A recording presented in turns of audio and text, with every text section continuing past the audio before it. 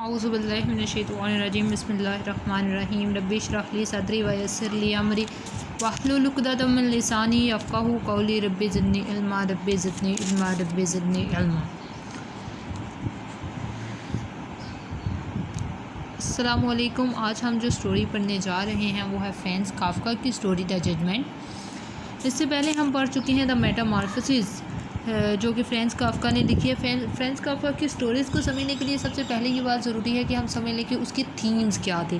तो उसके थीम्स अगर हम देखें तो थीम ऑफ आइसोलेशन उसकी राइटिंग्स में बड़ा ही एक अपेरेंट थीम है, क्योंकि वो अपने बचपन से ही बहुत आइसोलेट था। उसका बाप की एक अथॉरिटी पर्सनैलिटी थी।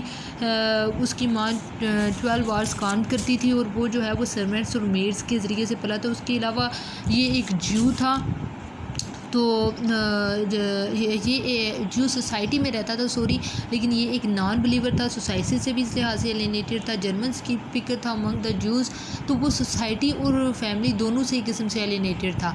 दूसरी जो चीज़ वो प्रेजेंट करता है अपनी वर्क्स में वो है सोसाइटी की पिक्चर, इंडिविजुअल के प्रॉब्लम्स, मॉडर्न मैन के प्रॉब्लम्स, जिस तरह आर्थर मिलर प्रेजेंट करता है।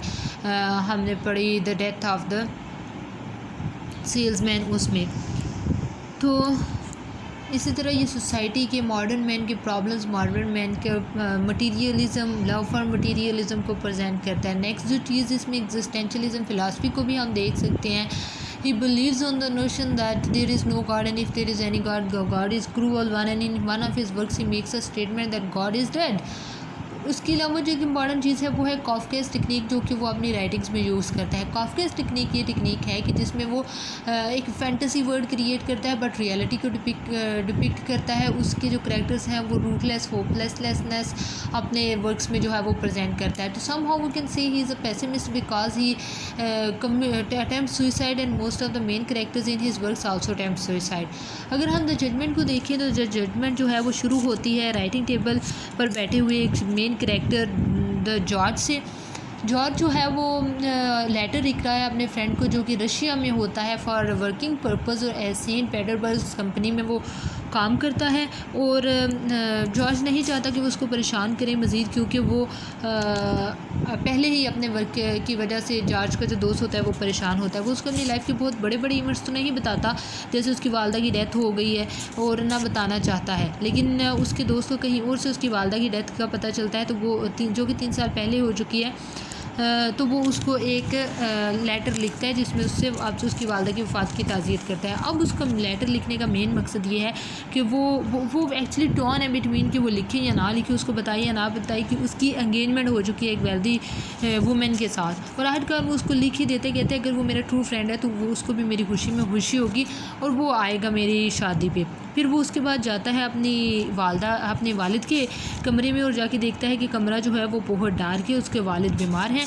और फिर उसके साथ वालिद के साथ कन्वर्सेशन करता है, अपने वालिद को बताता है कि किस तरह उसने अपने दोस्त को लेटर लिखा ना। हिज वालिद question say about the existence of his friend, और तलह कलामी भी वालिद की और बेटे के दरमियान होती है, जिससे बेटा बाज़ औक़ात कुछ जुमलों पे बहुत एम्बेरसमेंट भी फ़ील करता है वालिद के जुमलों की जानिब से। और आखिर में उसका वालिद, जैसे हम अक्सर उर्दू में कहते हैं या पंजाबी में कहते हैं कि तुम्हारे लिए तो ये मुकाम है कि तुम शर्म से डूब के मार जाओ, तो सेम यही अल्फाज उसका वालिद उससे कहते हैं कि तुम्हें तो चाहिए कि तुम डूब के मार जाओ। और आखिरकार वो अपने इस वालिद की कमांडमेंट को या कह सकते हैं वसीयत को पूरा करता है और डूब के मार जाता है। ये इसकी हो गई समरी की डिस्कशन। अब अगर हम देखें इसके एनालिसिस को तो डिफरेंट लेवल्स पे इसको इंटरप्रेट किया जा सकता है। पहली जो चीज़ इसमें आ जाती है वो ये है कि ऑटोबायोग्राफिकल स्टोरी है। ये ऑटोबायोग्राफिकल स्टोरी में ये चीज़ डिस्कस की जाती है कि काफ़का की जो लाइफ थी वो भी सेम इसी की तरह थी। काफ़का के वालिद की ना सिर्फ उसके प्रोफेशन के फैमिली लाइफ में इन्फ्लुएंस था उसके फादर का, क्योंकि उसके फादर की अथॉरिटेड पर्सनैलिटी थी, बल्कि उसके प्रोफेशन में भी। इन दोनों की डिस्कशन भी यही बताती है कि उसके वालिद की उसकी फैमिली लाइफ, उसके फ्रेंड्स, उसकी फियांसी, इन सब में तो इन्फ्लुएंस है ही, बल्कि उसकी प्रोफेशनल लाइफ, उसके बिज़नेस में भी उसके वालिद का इन्फ्लुएंस पाया जाता है। और फिर उसकी एंगेजमेंट, काफ़का की एंगेजमेंट अब जो कि 2 दफ़ा होती है, फिर उसकी शादी नहीं हो पाती उस लड़की के साथ। वो शो कर रही है स्टोरी के अंदर जॉर्ज की एंगेजमेंट उसकी लड़की के साथ। दोनों ही रिमेन बैचलर रहते हैं और दोनों की प्रोफेशनल लाइफ भी तकरीबन एक जैसी है।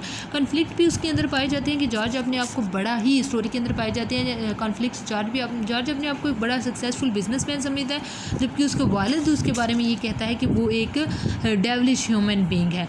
उसके अलावा हम ये देख सकते हैं स्टोरी के अंदर कि बहुत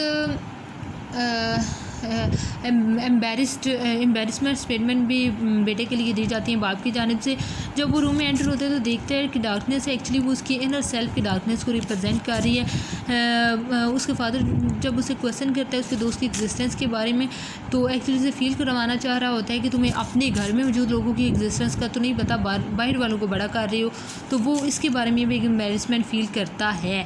और वर्ड्स भी बहुत सिग्निफाइड और बहुत सिम्बॉलिक यूज़ किए गए हैं। इसके अलावा टाइटल भी सिग्निफाइड है या जस्टिफाइड है, क्योंकि जो जजमेंट जज के बारे में देता है उसका फादर, उसको फील पूरा करना होता है। और उसी के ऊपर स्टोरी ये बेस्ड है कि वो अपने फादर की जजमेंट को पूरा करता है और कमिट सुसाइड कर लेता है। आखिरी उसका जुमला भी यही होता है कि मैं अपने वालिदैन से बहुत मोहब्बत करता हूँ। इसके अलावा इडिपल जो कॉम्प्लेक्स है वो भी देखा जा सकता है, क्योंकि फ्राइड और काफ्का का बड़ा एक अच्छा लिंक है, जो कि काफ्का ने अपनी स्टोरीज़ में फ्राइड की जो साइको एनालिटिकल थीरीज़ हैं उसको पेश किया है अपने स्टोरीज़ में।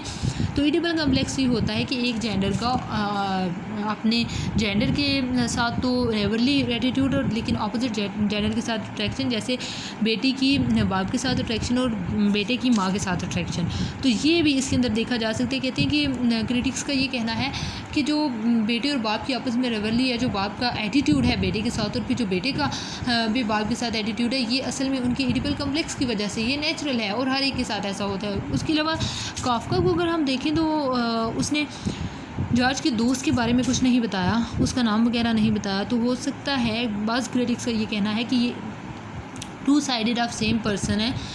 एक्चुअली काफ्का की ये पर्सनैलिटी है वो कि वो उसने दोनों किस्म की लाइफ जो है वो गुजारी है। तो इसलिए हम इस स्टोरी को, जो कि शॉर्ट स्टोरी है, इसको डिफरेंट लेवल्स पे इंटरप्रेट कर सकते हैं। मैंने आपको बताया कि इसको ऑटोबायोग्राफिकल भी कहा जा सकता है। इसके अंदर एग्जिस्टेंशियल थाट्स भी पाए जाते हैं, इसके अंदर इडिपल कॉम्प्लेक्स भी पाया जाता है, इसके अंदर जो है कन्फ्लिक्ट्स जो हैं वो भी डिफरेंट लेयर्स में डिस्कस कर दिए आपको, और किस तरह ये स्टोरी जो है वो काफ्का की अपनी लाइफ को प्रेजेंट करती है ये भी बता दिया। आई होप आप लोगों को समझ आ गई होगी। Thank you very much.